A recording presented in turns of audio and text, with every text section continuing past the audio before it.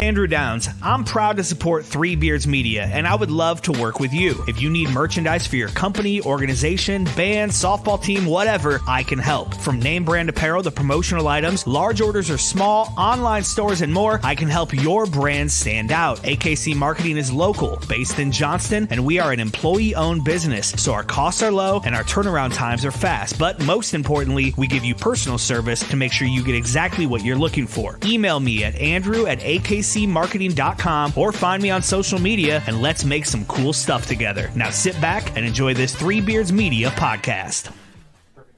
This Three Beards Media podcast may contain mature themes, and if you're not down with that, we got 3 words for you.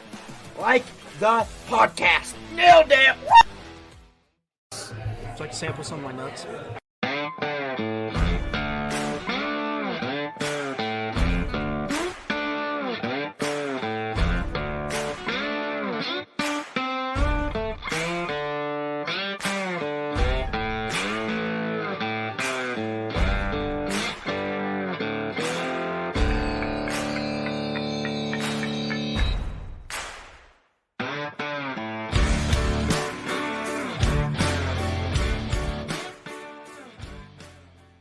Good evening, and we are back with another episode of Old Man Strength, broadcasting live from the AKC Andrew Downs studio, and sponsored as always by Revelton Distilling Company and Kyle Lehman at Wintrust Mortgage.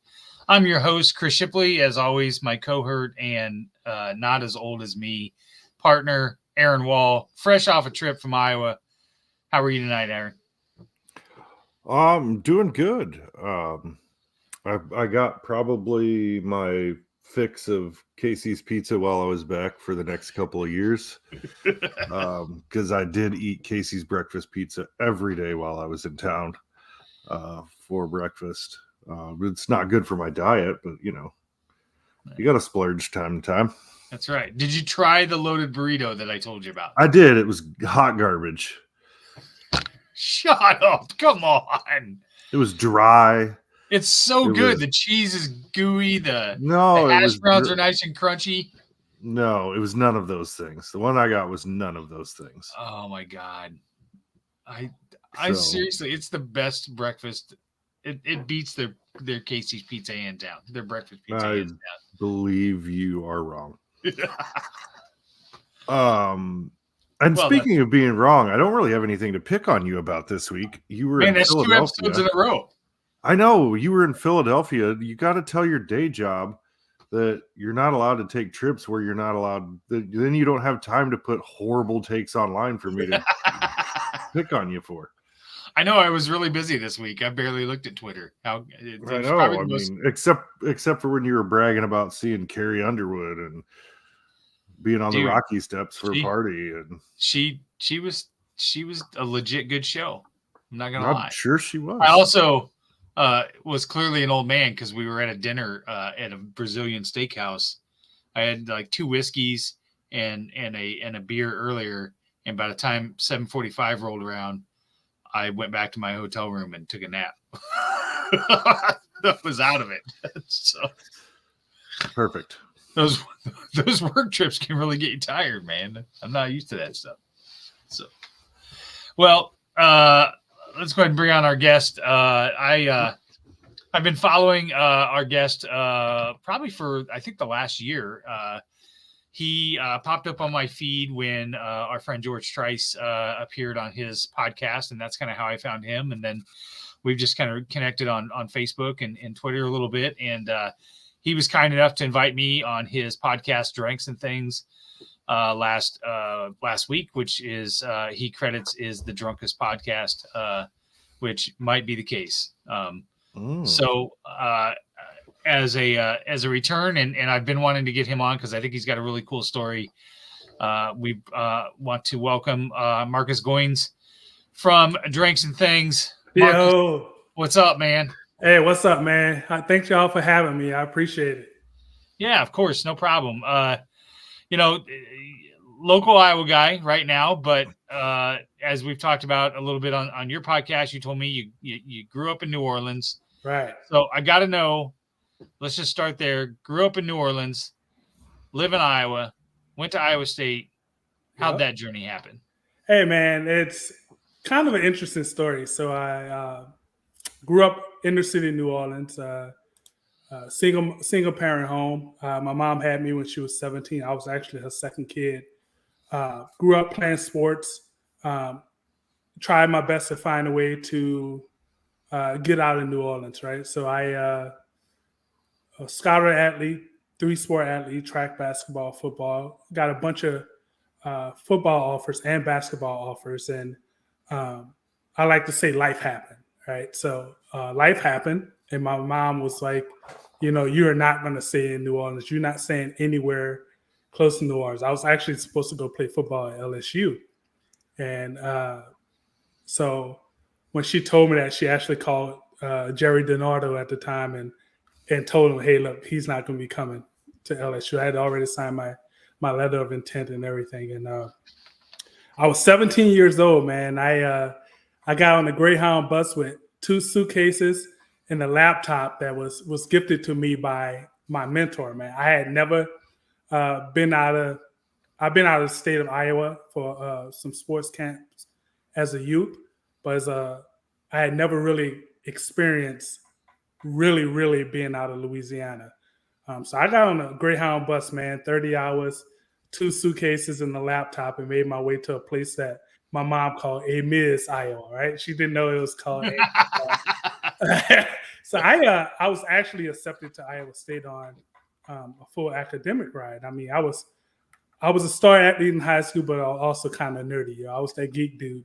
I ain't gonna tell you some of the classes I took in high school that helped me GPA, but they treated me very well. So I came up to Ames, man. It was the middle of the night when the Greyhound bus pulled into Ames hub.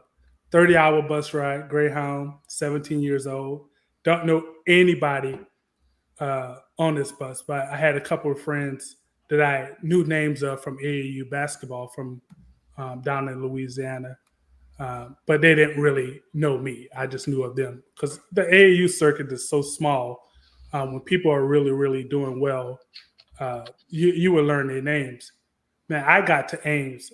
I shit you no lie. It had to be 1 or 2 o'clock in the morning. So here I'm walking down Lincoln Way with suitcases and a laptop. I was like, this is a small ass town, a lot of cornfields, and I'm a black dude in the middle of fucking Ames, Iowa, walking down the street at 1:30, 2 o'clock in the morning, right? So I arrived on campus. Let me backtrack. I hadn't even registered for classes at Iowa State because I hadn't planned on coming. I was like, my mom's she's gonna change her mind, right? I've seen this movie. It's Rudy when he shows up at Notre Dame with a suitcase and goes and talks to the priest. Yeah, right. So I was like, my mom's gonna change her mind. She's gonna let me go to LSU. If she don't let me go to LSU, maybe I'll go to Tulane because I had an offer there as well. She didn't fucking change her mind. So I come to the middle of the cornfields, baby. And I mean, I walk, don't know where I'm going. I get to Iowa State campus and I go to a residence hall. And she was like, well, your name's not on the list. I can give you a place to stay tonight, and then you will have to figure this out in the morning. So here I am. I stay in this little room on campus. The next morning, I wake up. I got to figure out what the hell I'm going to stay, what I'm going to do about classes. I go to one of the offices, meet with a person. She would say, hey, we'll put you in the day room and Larch Hall, which is where all the athletes stayed, right, back in the 90s. So I go to Larch Hall. They put me on the day room. But I still had to fucking register for classes. Like, I don't know what the hell I'm going to do. I felt almost homeless, So I go, I figure out what I want. I already knew what I wanted to major with. And I meet with the academic counselor. She got me registered for classes. And then I started walking around. This is the weekend where people started arriving to campus, late August. And there's not very many people that look like me. I'll say, man, they got me in fucking Hickville, Iowa. And I'm just like, I'm scared shitless, bro. I'm like, yeah, inner city New Orleans dude. Culture shock had already set in within the first 24 hours. And then I see a guy that played basketball in New Orleans, was a couple years older than me, Lee Love, who played at Iowa State. And then I see Pfizer, who's on one of your shows, and I knew him because he was a big deal in Louisiana. He went to a smaller school, but he was a big deal. And I'm like, I might be all right. So I holler at Lee Love, and he was like, hey, Gup. So my nickname is Guppy. He was like, Guppy, I know you. He was like, Gup, what you doing here? I had my high school gym shirt on, and that's how he recognized me. I come from the Rec Center playing basketball. And he said, Gup, that's you? And I said, Lee.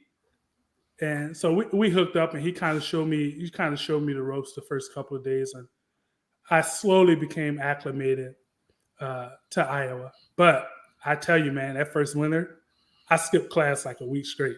Like when it started snowing, I'm like, fuck that. My black ass is not. I was like, my black ass is not trekking in the snow. Like I hated Ames so much.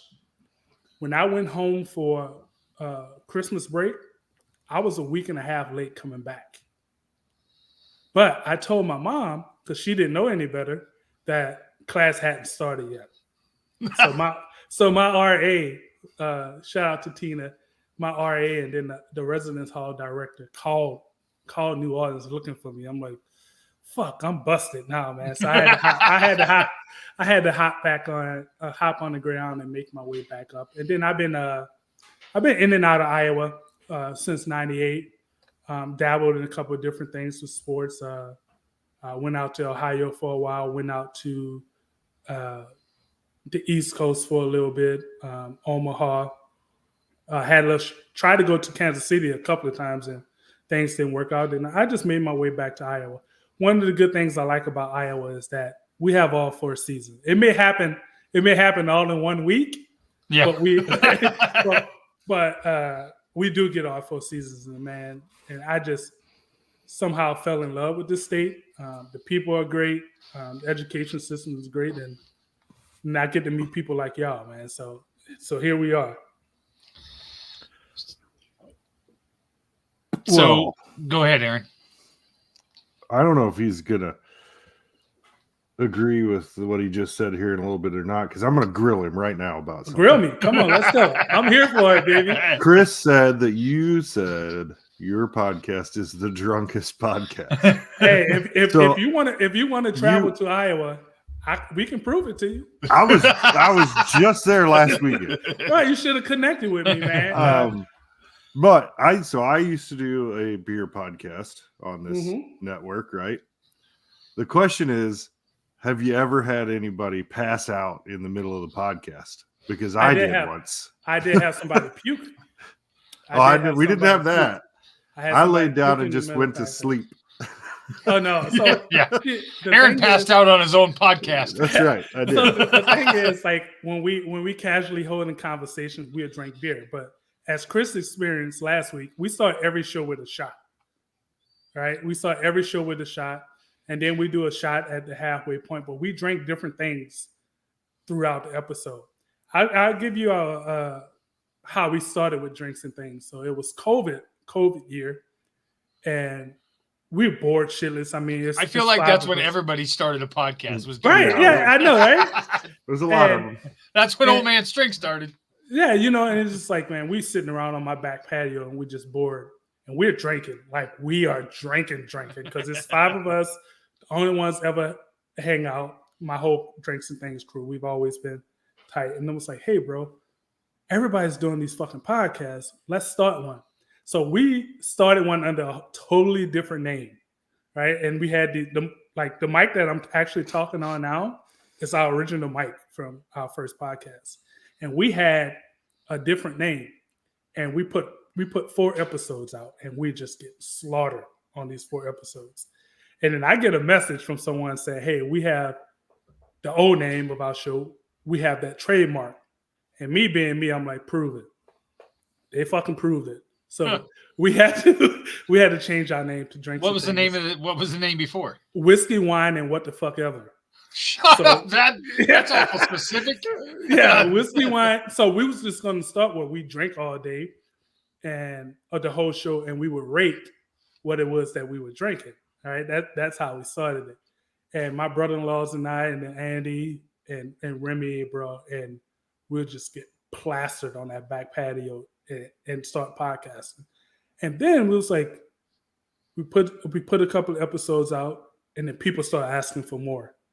I'm like, my liver and my kidneys cannot handle doing more of this shit, right? I just can't do it. So we do a couple more episodes. We change the name, and we start going to different bars in the area and doing live shows. And people will come up. People come up and say, "Hey, can I jump on?" Oh man, we've had everything from school teachers to strippers. I'm telling you, and I mean, but people was, and this was going to be a short term thing. Like here we are 4 years later, and it was going to be a short term thing, and people would sit around and just listen to us talk about nonsense, whether it was sports, or rating whiskeys and wines, and people would just sit around and listen to us, and then people were like, "Hey, can I jump on?" And I'm like, people really want to hear this bullshit? Like they really want to be a part of this dumb shit? Right. And then ever since then, man, we has been rocking and rolling, man. We've been blessed to have some awesome guests, and we almost up on 100 episodes. We took a little bit break when life started happening, we took a little bit of break, and when we came back, man, we just hit it full force. Was lucky enough to get some local sponsorships, and with that local sponsorships, we was like, hey man, we got to take this shit seriously, but because people really want to hear what we have to say. Right. And we started investing in some better equipment, better software, and we're still figuring this shit out, man. We had a guy from England decided that, hey, I'm gonna make you guys jerseys, because that's why I'm wearing that. I'm gonna make you guys jerseys because I just love what you do. And what makes our podcast so attractive, we don't do politics and we don't do religion. I mean, that's two things you can't talk about when you're drunk, first of all. You're gonna offend somebody, and somebody's gonna cuss you out, man. So, man, it's been a ride, and I've been lucky to have my brothers and alongside me to do this thing, man. We absolutely love doing it. I didn't get a chance. Chris had to bounce last week. I didn't get a chance, and he lived so far away from where we were. I didn't really get a chance to get him tore down like I wanted to. I had a whole plan. I had a whole plan to feed him whiskey and all this shit. Oh God, I'd have had to stay somewhere in Ankeny. I know you could stay at my house. I'd have to stay there, or stay at my niece's house. Yeah. No, you just gotta have Stacy go with you, and that's what I need. Yeah. So she doesn't even listen to this podcast. She doesn't even listen to this podcast. She don't want to hear me on somebody else's. No, but if you told her she could go shopping or something while you were on the podcast, she just pick me up later. Get you. I can do that. I can do that. Next time he comes, it's on. All right. Okay. It was my first time meeting him in person. It was right now. We're chatted. Yeah, now we're chatted bros. over the last couple of years. I don't know that I can drink that menthol though, or whatever that was. That was your first time having. That was the first time. Yeah, but count your blessings. It wasn't Rumplemans, which is just a stronger version of menthol. Right? That's the one thing There's two things I refuse to do on my show. It's Rumplemans and Jaeger. Oh yeah, no thanks. I'm not drinking anything that's darker than me. You tell me during this podcast, because I know that we had a moment here on Old Man Strength when either we felt like we had like really touched on something, or we felt like, okay, this is more than just us bullshitting around. Right. Somebody, we've kind of hit something here that people care about, right? Right. When we had John Miller on, for example, who is on Iowa Everywhere, he was previously on WHO. His episode, I remember he had said to me and my host at the time, Tim, we were talking about marriage and family and so on. And he had looked us dead in the camera and said, I'm going to tell you guys something I've never told publicly before. And then opened up and told a really serious story about some trouble between him and his wife and what he learned from that and so on. And that was the first eye-opening moment where we were like, okay, people are trusting us and we have an obligation for that. And maybe we can help somebody here. So give me an example of one of those times where you felt like, okay, we moved from us just bullshitting and drinking to somebody actually is getting something out of this. So I'll tell you this, man. The bullshit of drinking have the coaches on some of the time. we're not a one-trick pony, but what really changed for me, what changed my mind of what we wanted to do was our very first season, I think was episode 3 or 4. We hit on mental health, right? And I had my younger brother, my second to the youngest brother, on the show. And that's when I realized the bullshit, we had something bigger than the bullshit and the drinking. And my little brother, man, he touched on so much stuff. And I'm like, hey, bro, this is very, very important to get some other than the bullshit and banner out there, right? We now have a platform. We have people that's enjoying what I'm doing, but we can branch out and cover a couple more serious things. It was that episode that really, really made me deep dive into other things other than the bullshit. It was that episode, and I did 2 episodes. I did 1 episode with 2 of my sisters on the anniversary of Hurricane Katrina. My sister was very, very young going through that, and we've always lived so far apart that I never really captured the experience of Hurricane Katrina. And that's when I knew, hey, man, I have a broad spectrum of things that I can cover on this episode. It don't have to be drinking. It don't have to be sports all the time. But based on feedback that I received, it was things that were important to people. And I'll tell you guys that when I do shit, bro, and in my whole life, I've always wanted to do something that was relevant. Like I wanted to be relevant to other people. And that's why I do half the shit I do. And this Drinks and Things podcast, man, you can see some of the guests that we have come on and some of their stories. When we started out, that was not our intention, man. Our intention was just to bullshit, drink, and have fun. Yeah. But when you start hearing people's stories, man, it's impossible to ignore. Right. Right. All the way impossible to ignore.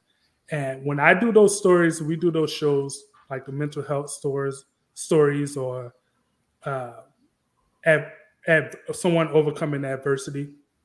Those are the ones I kind of enjoy the most because it makes me dig deeper into myself. Right. Yeah. I can just come up with organic questions if I'm having a sports show, and we can talk about sports all day. But when you talk about stuff like mental health and personal adversity, it really, really requires you to listen to what that person has to say. You know, it changes the whole complexity of the questions that you're going to ask. Because like even like you last week, I was fucking, and after doing 72 shows, I've never really been nervous to ask questions. But when I listened to your story, I was like, shit, what should I ask and what shouldn't I want to ask? Because I'm a person, I don't want to hit those triggers, right? But it's also important for me to help people get their stories out there. Yeah.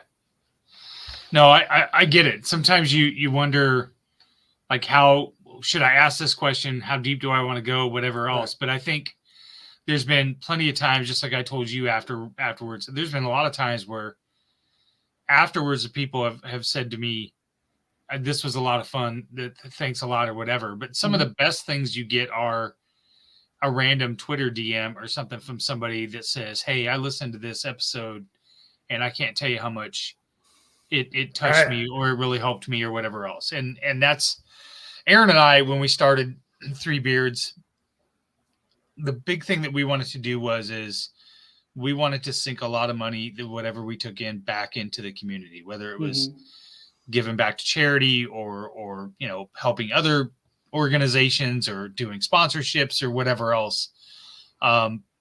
Because that's just, we're not doing this to, clearly we're not going to retire on this, but I'm hoping shit. Well, I mean, that would be the dream, right? Right.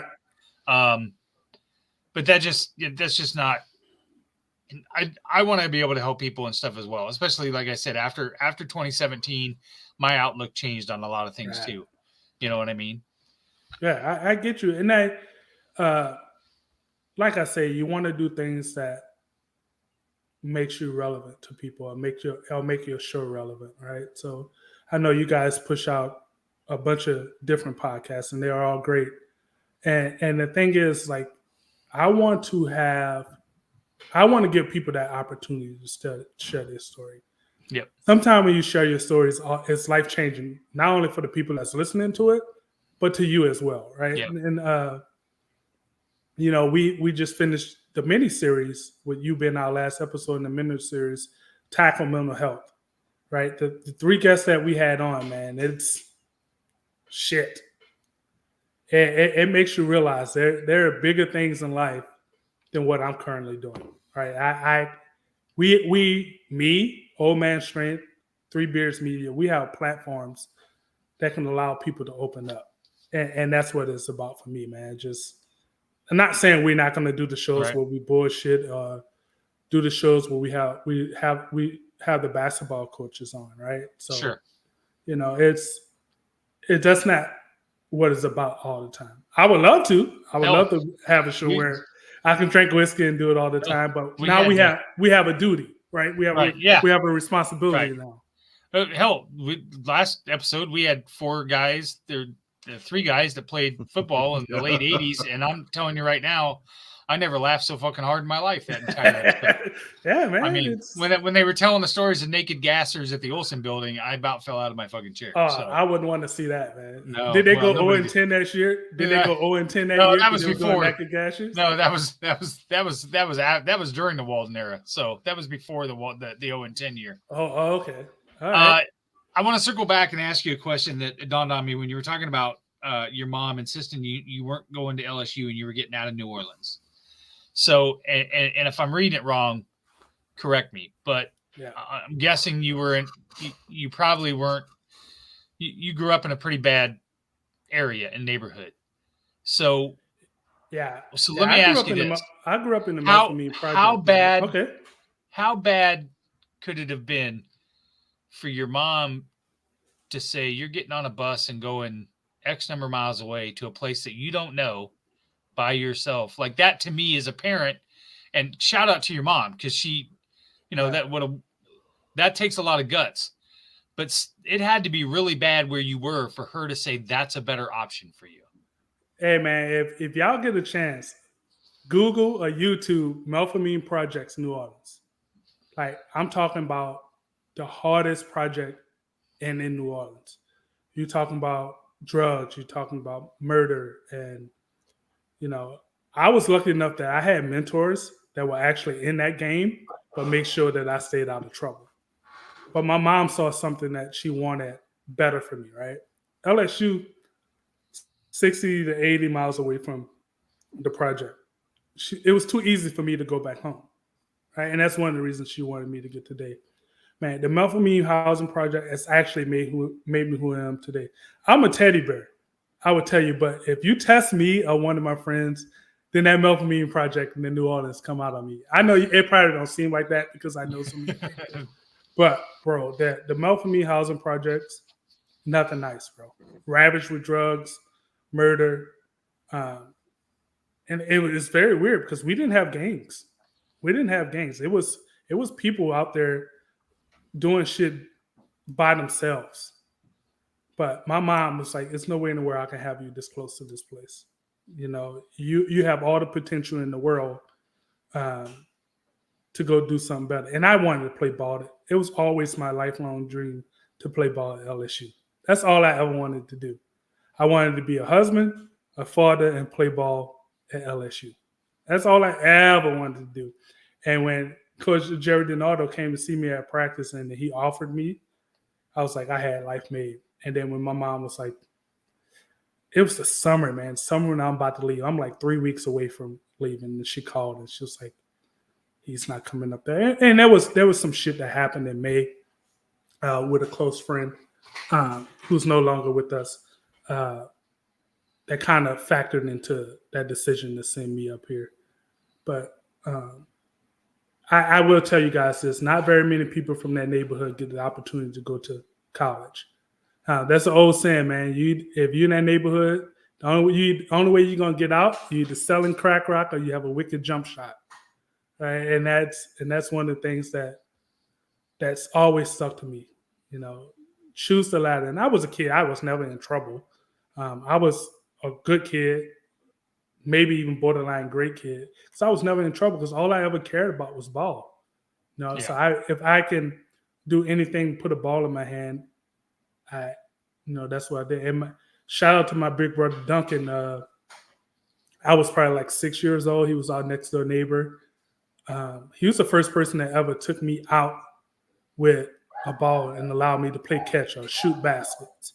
And then from then on, I fell in love with it, man. I just fell in love with it. But I didn't know that growing up, I would get to the age where my mom had to worry about me having a better life. I know, and that's every parent's interest, but I do not fault her for taking the dream away from me in order for me to survive. So, yeah, look up the Melpomene housing projects, man, New Orleans. I can send you some. I can send you some shit, bro. And you're gonna be like, wow. It was a point in time. I'm gonna tell you right before gentrification happened. It was a point in time where you two, Aaron and Chris, you couldn't go into Melpomene. It wasn't happening, right? You was either buying dope or you were the police officer. Now you go back to New Orleans, so much shit has changed in that neighborhood, man. There's people walking around and look just like you, and I wouldn't even say it's shocking, but it's not something that we've seen until after Hurricane Katrina.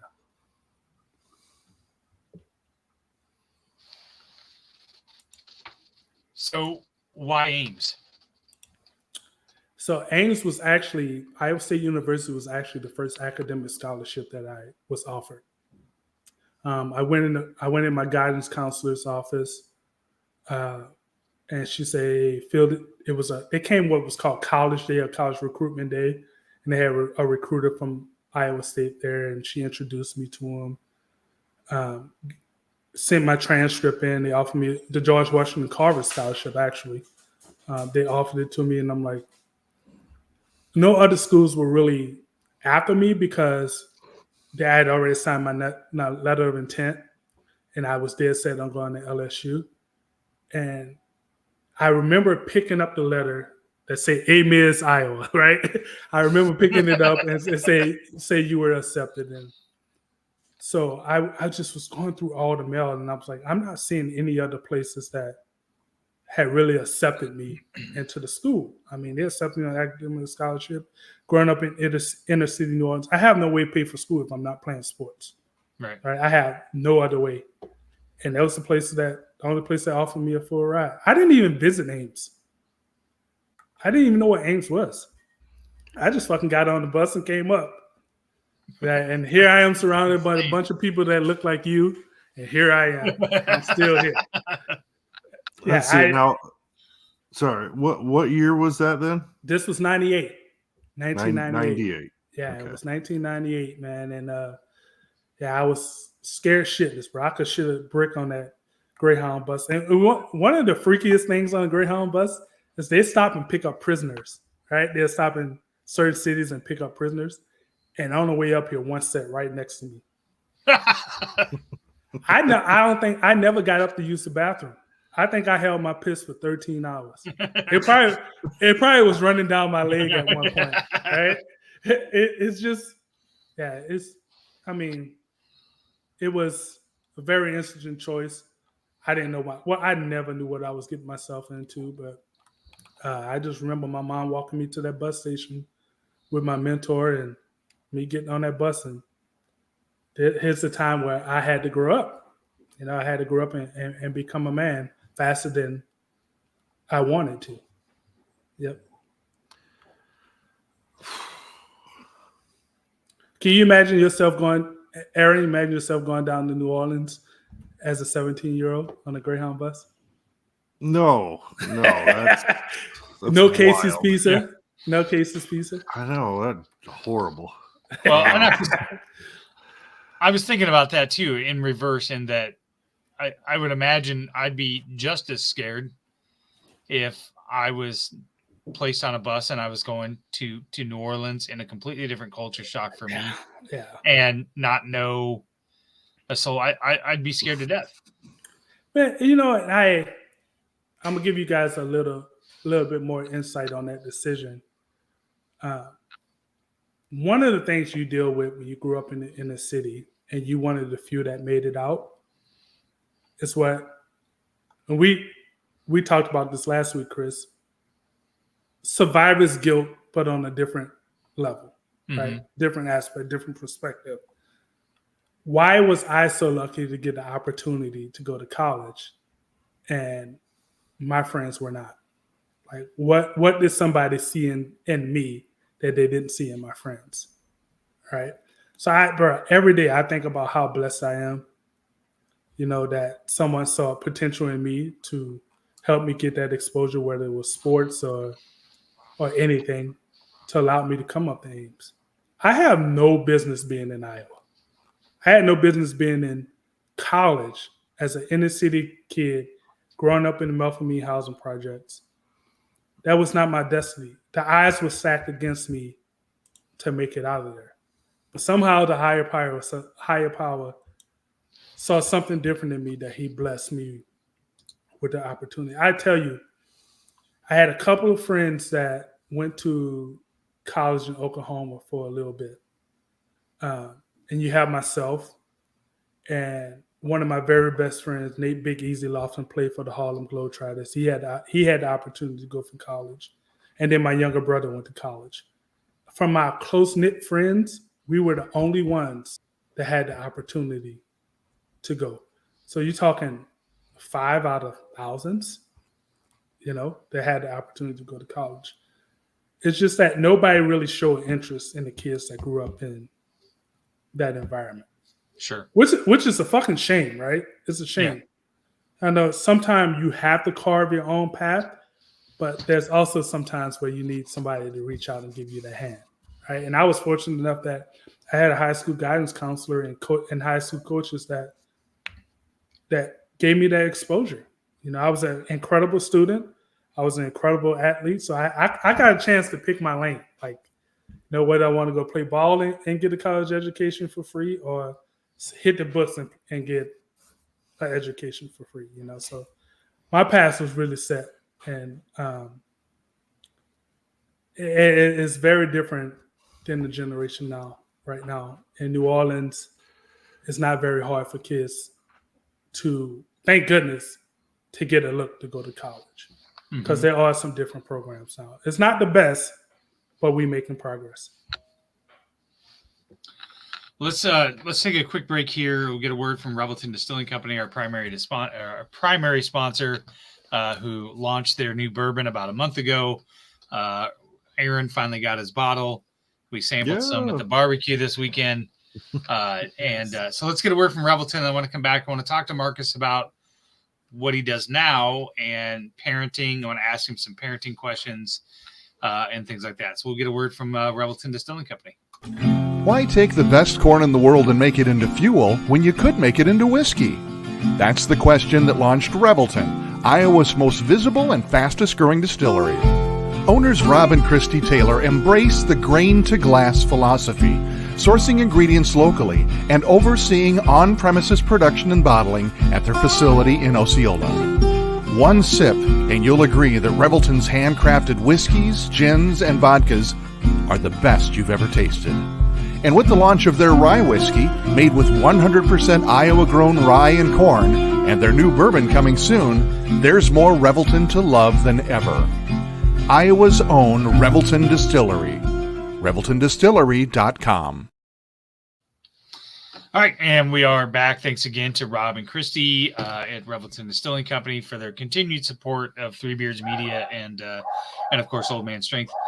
Marcus, you're a parent, so right. I'm going to open the question this way. What keeps you up at night as a parent? Raising two girls. I tell you, bro, if I have two girls, 10 and 6. What keeps me up at night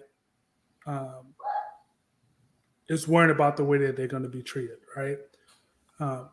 Living in suburban Iowa, not very many people look like them, right? So that's like my biggest worry, that they're going to go to school and get treated differently. Luckily, we haven't had too many incidents. And my kids are very aware of who they are, right? They are very aware that they are part of two cultures, right? Their mom's white, I'm black. They get the best of both worlds. What worries me at night is that they go to school where I have no control over what happens at school. I can't protect them. That someone says something to them that'll hurt them, right? Another thing is they look way different than all of their cousins, right? But that's not my worry. That's not a worry, and that doesn't keep me up at night. But if they're out playing with their cousins and someone asks, how are you guys cousins when y'all look totally different? I tell you guys, unfortunately, is that there's not a lot of, there's some education that don't happen at home, right? And it's, nobody wants to face those hard questions. I could tell you both of my girls, that my youngest, you ask her what color is, she's going to say brown. That's who she is. My oldest, who is highly intelligent, very aware of everything, she would break it down to you. She would tell you, hey, I'm biracial. My mom's white, my dad's black. I have cousins who are full black. I have cousins who are full white. But we don't see it like that. I mean, this 10-year-old is probably one of the greatest humans I've ever met. And she's been like this for a while. And she's the older of my kids. But also, what keeps me up at night, them trying to pull the shit that I tried to get away with as a teenager. And I tell you, man, my mom was so lenient. And she's like, you can stay out all night as long as you get up for football practice in the morning. I don't care how late you stay. But have your ass, beginning growing up, just like every black family, when you have that street light come on, you have your black ass at home, right? But as we got older and got into high school, I don't care how long you stay out. Keep in touch. Let me know where you're at. This is before cell phone days. You had to find a phone if you was at a friend's house to call home and let your mom know you was out. Right. It's like, you stay out as long as you want. You getting up for school tomorrow. Right. I never missed school. I had, when my older brother, we had different dads. His dad got murdered when I was in 3rd grade. That was the first time I ever missed a day of school. That, and then I had chickenpox. I love being in school. But the things that keep me up at night is just the way that the world will see my kids. Because they look different than everybody that's surrounded by. The good thing, though, we live in a school district that practice and preaches diversity and acceptance. But I just know that there's, excuse my language, fucked up people in the world that may test them at some point. Right. And as a father, me not being around to protect them. That's nothing I can do once they leave out of these doors. But preach to them, be kind to others, respect others' decisions, and accept them for who they are. That doesn't mean that everybody's going to accept them for who they are.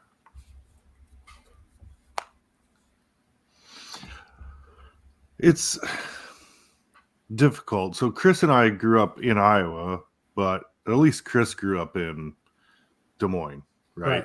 Yep. I grew up in a 1,000-person town. What town are you from, Aaron? So I grew up in a town called Durant. It's over between Iowa City and the Quad Cities, right? Oh, so you're on the other side. You're on the other side. Yeah, east side. Where those people are, right? Yeah, those people. Yeah. But so completely different experiences because Chris got exposed to more cultures and everything growing up than I did by a pretty fair amount. Obviously, I think we had one mixed race girl and her sister, and that was it. In our entire district, at least for a little while. But it's hard to figure out how to, and it's different now. I have a 15-year-old or 14-year-old daughter, will be 15 soon. And here living in Washington, we live in Everett, just north of Seattle. And I mean, everything, she's exposed to all of it all the time. Mm-hmm. And I sometimes wonder how like the question you asked me earlier, imagine going to Louisiana at 17 or whatever, right? New Orleans. I don't know what I'd have done. I think I'd have went so naive that I don't know if I'd have been okay or if I'd have just been meat in 10 minutes. You know what I mean? I just, it's amazing to think about how, you know, we want everybody to be accepting in all of this, but I guess from your perspective, what can we do in those smaller communities like where I grew up to get that to happen more, you know, to make that more possible? Right. I would say, and I'm a person that talk to anybody and everybody. Go talk to somebody that's different than you are. Right? Go talk to somebody that's going to give you a different perspective on life than what you know. Myself, AP, one of my co-hosts on Drinks and Things, we're two of the most popular guys in this town because we know everybody and we would talk to anybody. I've always made it my business to engage with people that's different than me. When you live where I live, everybody's different than me. There's not too many people, not too many chocolate people around here, right? But understand, talk and listen to understand, and not listen to respond. Right? Understand what my experiences are, and accept my experiences for what they are. Just because you didn't experience it, don't mean that it's not relevant. And I tell you, man, it took so long for me to understand the perspectives and the things of people that grew up in smaller towns because I didn't grow up that way, right? I didn't understand what do you mean you have no stoplights in your town? What do you mean you didn't have black people in your town? There's black people everywhere. Oh no, not in my town. I grew up in the town with 600 people. How in the hell did you grow up in the town with 600 people? You know, and it's, but I didn't understand.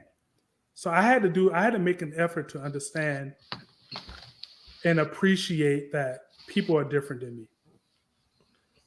The way that they grew up or the way that they were raised is the way that they grew up when they was raised. I don't have to accept it, but I need to understand that that's the way that they were raised. The same as you guys. I tell you guys that I grew up in the housing project. You guys have no experience with the housing project, right? So the only information that you're going to have is the information that I give you, right? So it's your job to understand where I'm coming from. It's not your job to accept it. It's your job to understand it. Right. And that's one of the things that bother me when I have these deep conversations outside of the podcast, outside of work, when you talk about situations that happen in the world. Let's be honest. I'm a black man in America. The odds are stacked against me, right? So I like to share those experiences that I had with people that would never experience the things that I experienced. Just so they can understand some of the things that are outside of their reality. And I am very fortunate enough that I have friends of every single race that love to hear my story. I always have an elevator speech prepared for them so they can understand where I come from. You know what pisses me off the most is when people say I don't see color. Mm-hmm. Right? I want you to see color so you can understand the experiences that I had. People are like, oh, I'm not calling you racist. I might call you uninformed or uneducated of a dynamic that's different than yours, but that don't unnecessarily make you a bad person. So what I would tell the people, man, is like open your eyes, open your ears, and try to understand different perspectives. Like I want to know more about you guys, just like I want you to know more about me. You know, and that's the thing that I think we don't have enough of, right? We're not willing to accept differences. You know, and this shit didn't just start, right? This shit's been around forever. Right. This hasn't just started. But I think that we can position ourselves if we really want to understand different perspectives and different realities. And that will make everything all right. You will still always going to have that ignorance on certain topics just because there are people that just don't want to know better. Yeah, I think that's 100% right. And there are people that just don't want to know. Right. So I'm going to ask your opinion, because obviously you're going to have probably maybe a different perspective on it than I do. My daughter, Mm-hmm. you know, like I said, 14 years old, she'll tell me about, oh, the girl, what's her name on the volleyball team? And I don't remember any of the names. Right. You know, like if it's not her best friend that's on the volleyball team, I probably don't know the kid's name. And I'm like, well, which one is that? And she will avoid using race as a descriptor. You know, there's one Asian girl on her team. If she said the Asian girl, I would be like, okay, I know which one you're talking about. And then I can picture who that is. But she avoids that and thinks it's like not polite, or it's not okay to describe somebody that way, so that somebody knows who you're talking about in that scenario, right? Right. So from your perspective, how do you, I mean, one, is it acceptable? And two, if it's not, how do you, she's trying to do the right thing. Yeah. So it's like, what do you do? How do you get them to understand that it is okay because you're doing X? So my question is, what I would do is ask her why she's scared to say it. Is there a reason why she don't want to say it? Right? You ask that question. I mean, sure, that there's something internal that's preventing her from saying it, and I can bet you there's a 95% chance that she don't want to offend somebody. Oh, I'm sure that's right? it. Like 95% chance. And she probably loved this kid to death. Oh yeah. Don't want to offend her by calling. But if you ask her why she don't want to say it, and then explain to her that it's okay to call her by her identifier, right?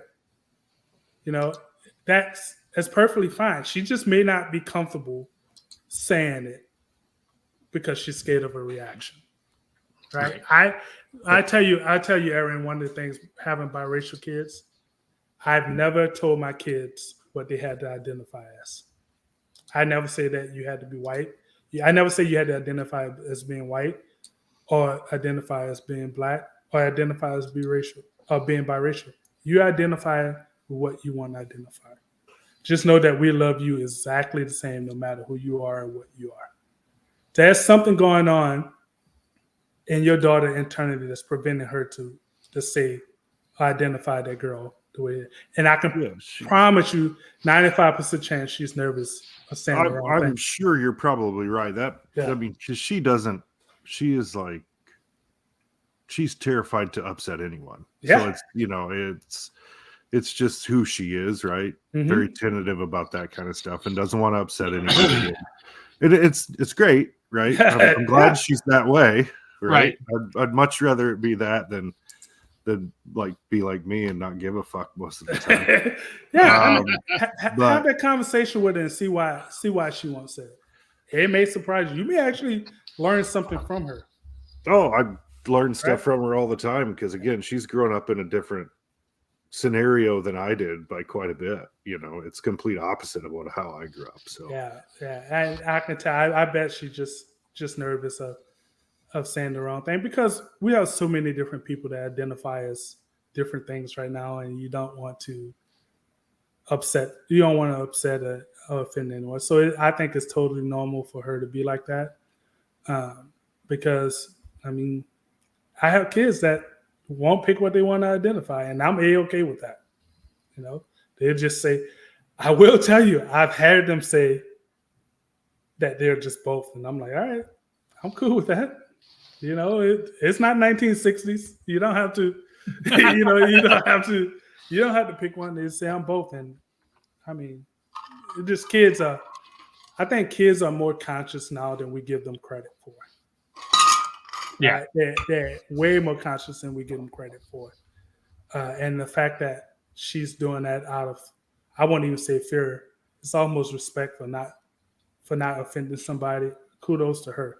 But she can even walk up to their friend and say, how do you want me to address you? How do you identify?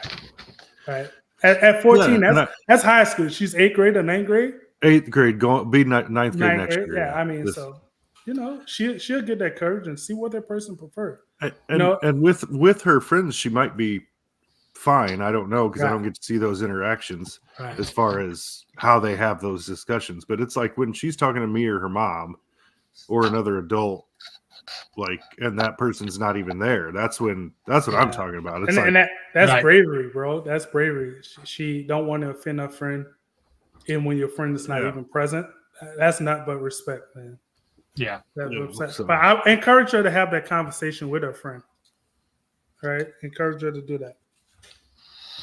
Well, we're gonna take our next segment here. We're gonna take the Wintrust Mortgage, Kyle Lehman at Wintrust Mortgage. We're gonna ask the question of the pod here, Marcus, and I'm gonna take this one. I'm gonna go back to one of the original questions that we used to ask.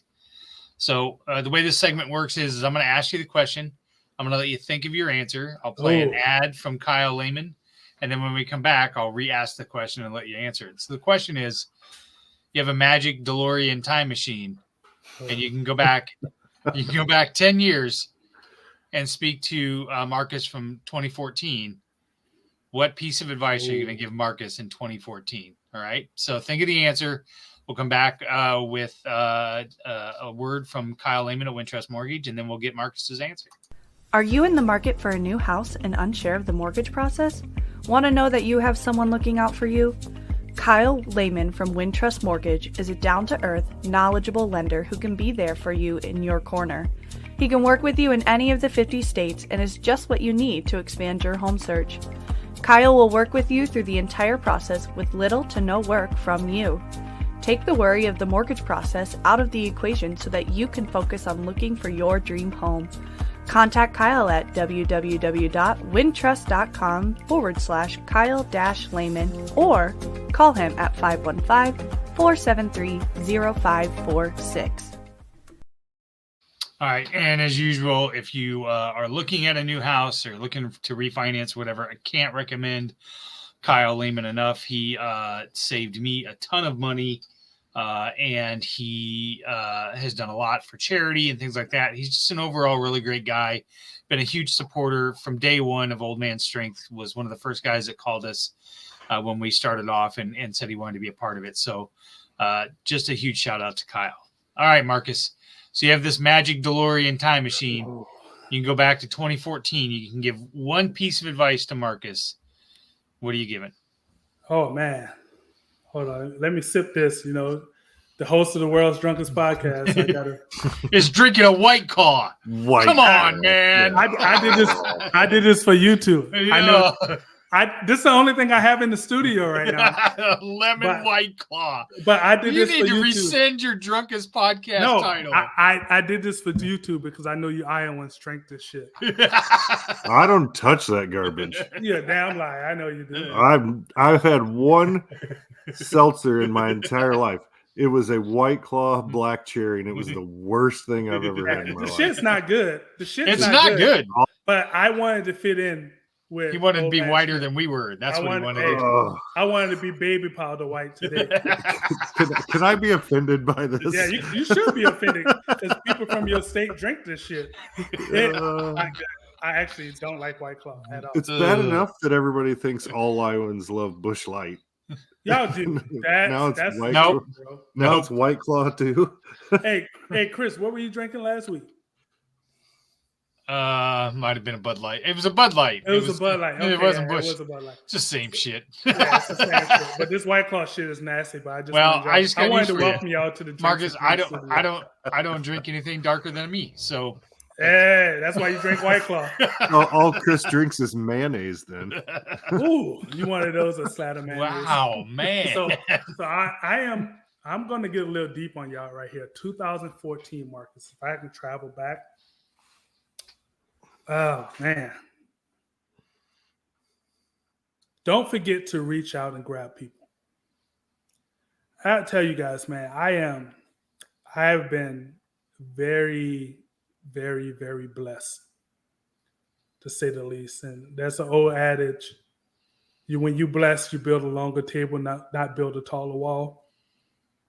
I think I would have reached out and grabbed people a lot sooner than I did. we do a lot of charity work. We have a foundation, Melphamine Brothers Foundation. We do a charity golf tournament with my family every year. This is year 8. I wouldn't have waited so long to reach out and grab people. Now, we do a scholarship for an incoming freshman every year. I will count my blessings and then extend that olive branch to other people. I think I waited way too long to do that. I've been blessed a long fucking time, fellas. I met my wife and we've been together 16 years this year, 12 years next week. I've been very, very blessed to be accepted to a family that's way different than me. Obviously, my wife's whole family is white. But I've been very, very blessed. If I can go back, I will open my eyes and realize the talents that I have and the ability that I have to reach so many people, whether it's through podcasts and charity work.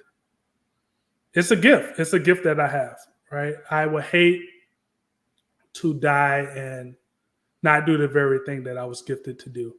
And I think my gift was to reach out and help people. If I go back to 2014, I would have did it a lot sooner. That's the one thing I wouldn't even say that I regret, because I see some of the things that I do now and the impact it have. Just imagine I would have started this shit 10 years earlier. Yeah. Right? Or even 2 years earlier than I started. Be untouchable. Yep. There'll be so many people that will be blessed right now, right? Whether it's Iowa, Louisiana, Missouri, any state. I have so many resources and so many connections and so many people that I can talk to that help other people. I probably should have did it a lot sooner. It probably would have changed and impacted a lot more lives than I currently am. Including yours. Including. Yeah, because I think that has the biggest impact is when you have on yourself. Yeah. When you realize that. And I'm getting mushy. And we don't do. That's because I'm drinking this down White Claw. Iowa finest. I'm gonna tell you, bro. Yeah. So I met my dad when I was like 11 years old, and me and him have a great relationship right now. We were able to stay connected because of social media, and we talk often. But in 2008, I met a man where he showed that you do whatever you needed to do to put your family first. And that was my father-in-law. He passed in 2015. But I learned so much just by watching. I never really asked questions, just by watching. I mean, he retired and took a part-time job driving auto parts everywhere, right? I think it was to get out the damn house.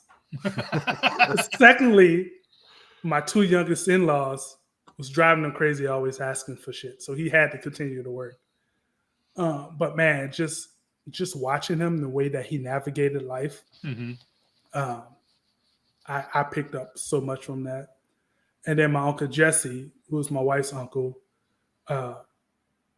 just the unconditional love that he had for people that says a lot about his character. So I tried to gain things from him, just love people, even people I don't know. There's no problem ever too big for my Uncle Jesse. And lastly, my oldest brother, man, my brother who would be here next week, he's only a year older than me, and he's way different than I am. He will cuss you out. He's not soft. I mean, I think within the last year, I really saw his sentimental side. But my older brother, man, he was so hard on me growing up. Like, we went to the same high school, obviously. There's like, at the time, there was like maybe 36, 37 high schools in New Orleans. But my older brother would never let me be around him in school. Ever. Ever. So I went to this high school, 10th grade, 11th grade, 12th grade. He was in 11th grade when I got there. So his 11th and 12th grade year, I could never hang out with my brother at school. And I found out it's because he wanted me to carve my own path. But he was also, I have bugs in here. He didn't like the attention I was getting for the sports. He never wanted to be a part of that. But he was the hardest individual on me, man. And he actually turned me into the man I am today. So shout out to my big brother Brian, man. He and I honestly don't tell him enough, but the dude shaped me. He was totally opposite I was. He didn't give a shit about school. He was good at sports. He had to do summer school a couple of times because he just didn't care. Yeah. But he always wanted what was best for me. And I didn't realize that became an adult that what he was doing was for my benefit. Sure. So those three guys, along with my dad now, teaching me the dog training game. Because I have so many fucking jobs where I don't even know how I keep up with it.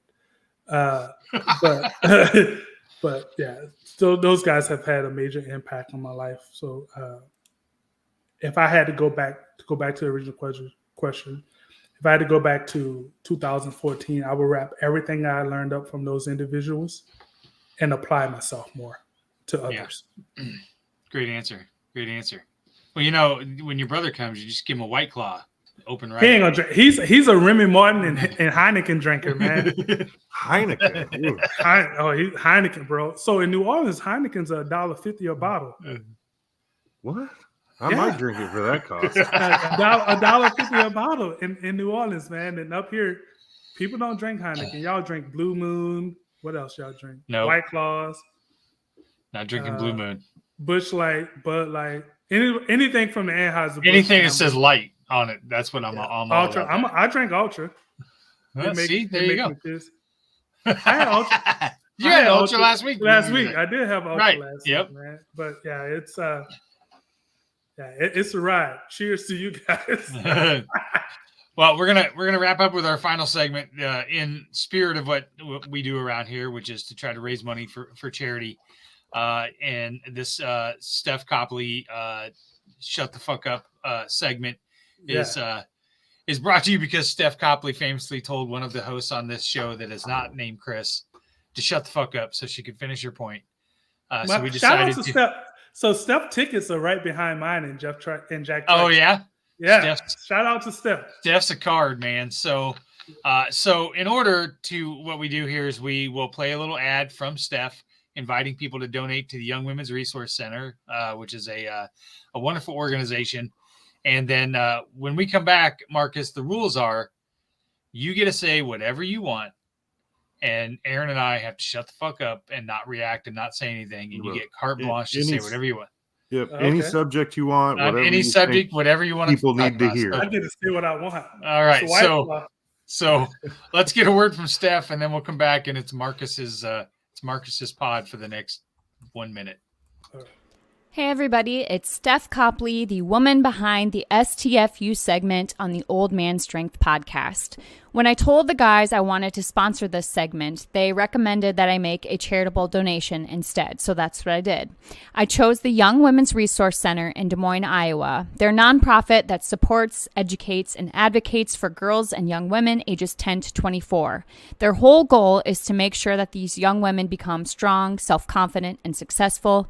And if you know me at all, you know that aligns with my goals as well. If you're interested and would like to donate, check them out at ywrc.org and donate today. And remember, don't forget to STFU and listen every once in a while. Thanks. All right, Marcus, floor is yours. We have to shut the fuck up. All right. So one thing I want to say, man, and in light of June being Men's Mental Health Awareness Month, I want to encourage all you fellas, man, to speak up if you need something. It's far too often that men don't address the issues that we have. You know, Chris knows this. Every Sunday, I do a Facebook post where I ask those 3 questions. You good? And if you're from New Orleans, you know what that means. That means exactly what the next question asks is, are you okay? And do you need anything? And when people answer that third question, do you need anything? I want to encourage all of the listeners for Three Beards Media, no matter which podcast it is, to make yourself available to talk to people, man, because we need it more than people would think as men. Secondly, if you have the opportunity, if you've been blessed, reach out and help someone. Build that longer table and not that higher wall to allow others to benefit from your blessings. Lastly, go follow Three Beards Media. You guys are doing great things. Stop out and check out our show, Drinks and Things podcast, the world's drunkest podcast, even though I'm drinking White Claws tonight. But bottom line, man, be nice, accept the differences, and appreciate the blessings that you receive from a higher power. Amen. All right, we're going to wrap this up. Shout out again. Thanks so much, Marcus, for coming on Old Man Strength. We really appreciate it. Check out our latest episodes from Fall Starts. We had a really great, interesting guest last week, Ethan Beck, who was a young man who served in the Army, and his story about how going into the military and what he loves, but also what it did to his mental health and his battle with suicide and things like that, and how he's come out on the other side is pretty powerful. You really should go listen to his story. And then join us tomorrow night on our summer edition of Climbing Mount Rushmore, where Teddy Holly makes his re-debut back on the Three Beards Media Network from a hiatus from Ball Don't Lie, where we're going to rank the Mount Rushmore of things here in the next summer. And I'm pretty sure he's gonna rank Rondo Rajan as the best point guard in Celtics history. Oh, and I'm gonna tell him how fucking wrong he is. So, who are you going with? DJ? It's DJ. DJ is way better than Rondo. Rondo shouldn't even be in the remote conversation. This is just gonna be good. Hey man, before we go, I want to shoot out a branch. Thanks for having me on, man. It's really important that us as podcasters, we embrace each other's platforms and each other's shows. So absolutely. Thanks for having me, and thanks for coming on my show last week, Chris. Aaron, it's exciting to meet you, man. I appreciate it. Go ahead and grab you a White Claw, because I know that's what you want to do, because that's what they're doing back in Durant, Iowa. I will give you $10,000 if you can show up at my house and find a White Claw anywhere in this. What if I bring it with me and hide it somewhere in your house? I think that's unfair. Hey, little man. does he know, his wife's got a whole 6-pack in the garage fridge. No, she doesn't even drink that stuff. We're a bourbon house. Thank you very much. I'm a bourbon house too. You see, I was drinking out my. We've been lucky. People like to make us glasses and shit on drinks and things. Yep. I was drinking some 1792 small batch out of that. So again, man, I appreciate you guys. Thanks for having on behalf of the whole Drinks and Things crew, myself, AP, Seth, and super producer Jake. We appreciate what you guys are doing. Keep it up. All right. Thanks, man. That's another episode of Old Man Strength on the Three Beards Media Network. As always, broadcast from the AKC Andrew Downs studio and sponsored by Revelton Distilling Company and Kyle Lehman of Wintrust Mortgage. Check out the rest of the podcast at www.threebeardsmedia.com. And with that, we are out. Peace.